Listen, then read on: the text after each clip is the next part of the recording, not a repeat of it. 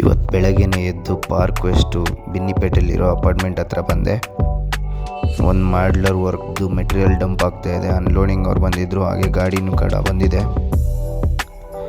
ನೋಡೋಣ ಅನ್ಲೋಡಿಂಗ್ದು ಕೀ ನನ್ನ ಹತ್ರ ಇತ್ತು, ಕೀ ಕೊಟ್ಬಿಟ್ಟು ಬರೋಣ ಅಂತೇಳ್ಬಿಟ್ಟು ಬಂದೆ. ಕೀ ಇಟ್ಕೊಂಬಂದಿದ್ದೆ, ಕಸ್ಟಮರ್ ನನ್ನ ಕೈಯಲ್ಲಿ ಕೊಟ್ಟಿದ್ದರು.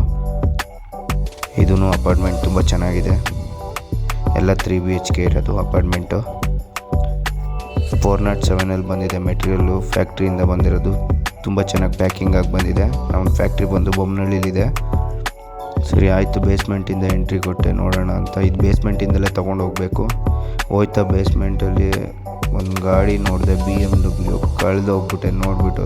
2 ಸೀಟ್ರ್ ಗಾಡಿ, Z4 ಅಂತೆ, ಏನೋ ಬ್ರ್ಯಾಂಡ್ ಗೊತ್ತಿಲ್ಲಪ್ಪ, BMWದು. ಸಕ್ಕತ್ತಾಗಿತ್ತು. ಅದನ್ನು ನೋಡಿಕೊಂಡು ಲಿಫ್ಟ್ ಹತ್ರ ಬಂದು ಎಲ್ಲ ಮೆಟೀರಿಯಲ್ ಅನ್ಲೋಡಿಂಗ್ ಮಾಡ್ತಾಯಿದ್ರು ಹುಡುಗರು. ಕಸ್ಟಮರ್ ಬಂದು ಆಲ್ರೆಡಿ ಕೀ ಕೊಟ್ಟಿದ್ದಾರೆ ಅವ್ರಿಗೆ. ನಾನು ಬರೋದು ಸ್ವಲ್ಪ ಲೇಟ್ ಆಯಿತು ಅಂತ ಹೇಳಿ ಅವ್ರು ಬಂದು ಅನ್ಲೋಡಿಂಗ್ ಅವ್ರು ಓಪನ್ ಮಾಡಿ ಅನ್ಲೋಡಿಂಗ್ ಮಾಡ್ತಾಯಿದ್ರು.